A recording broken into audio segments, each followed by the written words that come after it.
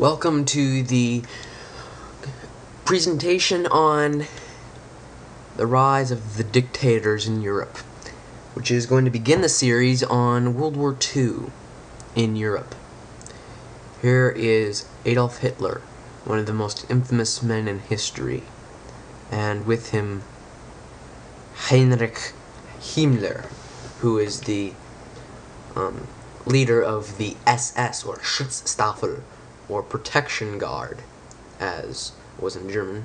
The SS was most notorious for its war crimes against Jews and others, along with the Gestapo secret police. Hitler actually began his rise, so to speak, with a not so happy beginning. It actually started when he was involved in the Beer Hall Push, which was a revolt against the government. And like I said in the last section of the World War I series, the Germans were not happy at all with their government.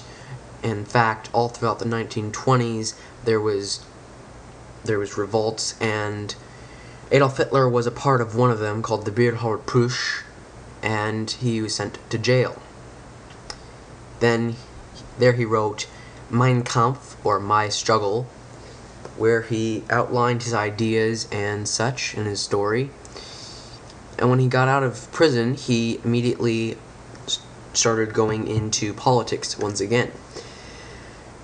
And he managed to become Chancellor, which was a position of power in Germany. But he was not simply satisfied with being Chancellor. He wanted to be supreme ruler of Germany. So, although no one's sure, but some believe he was behind the infamous Reichstag burning. And the Reichstag would be like the Capitol in America. It was the center of government. Capitol in America, the Parliament building in Britain, the Reichstag, or government building, was the main center of government in Germany. So the Reichstag burned in 1933, set on fire, and with that, the leader of Germany resigned and stepped down, and Hitler took his place as sole leader of Germany. Now, Hitler was the leader of the Nazi Party. The Nazi Party was the Nationalist Socialist Party of Germany, and the Nazi Party stood up for fascism, or a form of fascism. Now, fascism was an idea emerging that was very, very dictatorial. And Hitler became dictator of Germany, which became under Nazi rule. The fascists and Nazis said, okay, they believed in their race, so to speak, being the best race and the supreme race, and Hitler called the supreme race the Aryan race, of which Germans were. He definitely thought of Russians, or Slavs, basically Poles, Russians, Ukrainians, Slavic people, as inferior to the Germans, and also Semitic people, such as Jews and Arabs, were inferior. And so, under Hitler's Nazi rule, there became something called the Holocaust. It started with an event called Kristallnacht, or Night of Broken Glass, which says some things in and of itself, where stores owned by Jewish or Semitic peoples were looted and such, and overall there were just major riots against the Jews. Soon, Jews were forced to wear the Star of David, which identified them as Jews, and within time they were sent to either A, concentration camp, or B, ghetto, which was a certain part of a city which was set aside for inferior peoples, so to speak. And so this anti-Semitism and anti-Slavicism was characteristic of the Nazi Party, but also it spread throughout Europe, and Hitler was not the only dictator at the time. There were others as well. This is Benito Mussolini. Mussolini was the Italian fascist dictator. He gained control of Italy during the early 1920s, just as Hitler had gained control of Germany in the 1930s. In the early 1930s. He also was a strong believer in fascism and a close friend of the Nazis. However, at first, his first thoughts of the Nazis and Hitler weren't very happy. He wasn't very impressed with the Nazis.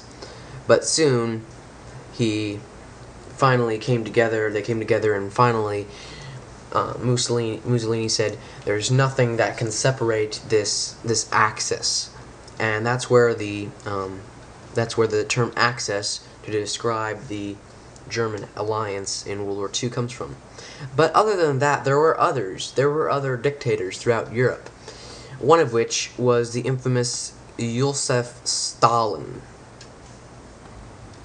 And actually, it's kind of funny, but kind of ironic, but Hitler, though he was the leader of Germany, and Stalin, though he was the leader of Russia, they were not German and Russian, respectively.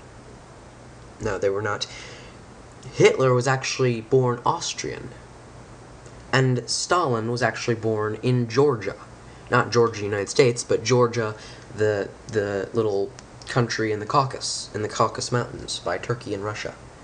So, Hitler is Austrian, and Stalin is Georgian. And so, they go on to rule Soviet Union and Germany, respectively. And while the Nazis persecuted Jews and Slavs, and Germans got along fine. In Russia, however, in the USSR and the Soviet Union, it was communist, and Stalin was the dictator, and it didn't matter what ethnicity you were of, and what nationality you were of, but Stalin wanted to destroy you. Stalin sent millions of his own people to work in these camps, and anybody who opposed him was thrown into a camp as well, a prison camp. And so Stalin, although he was, sometimes we tend to glorify him because he was, on our side as Americans and British, and the Americans, British, and the Russians, he was on our side, he was an ally. He was really no better than Hitler or Mussolini. And then there was one last dictator that I wanted to talk to you about today, and that being General Francisco Franco of Spain. Here's a picture of him. He led a revolt in the later 1930s, and actually this is when kind of World War II started, so to speak, because the Allies, that is France and Britain, supported one side in the Spanish Civil War, and Germany and Italy, the Axis, supported the other side. So even though they didn't actually fight, they were kind of supporting opposite sides in the Spanish Civil War. There was the Nationalists and the Republicans. And the Republicans were led by the government, and the Nationalists were led by Francisco Franco. And the war lasted from 1936 to about 1939, and I'm going to pull up a map for you of Spain in 1939.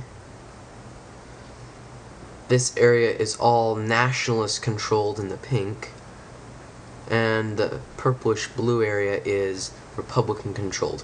Eventually, Franco's nationalists won the Civil War, and he became dictator of Spain. He was a dictator, and also there was a fascist group in Spain, the Falange, and So dictators were popping up all over the world, and economic hard times, as we know them today, the Great Depression, were not making it any easier for nations to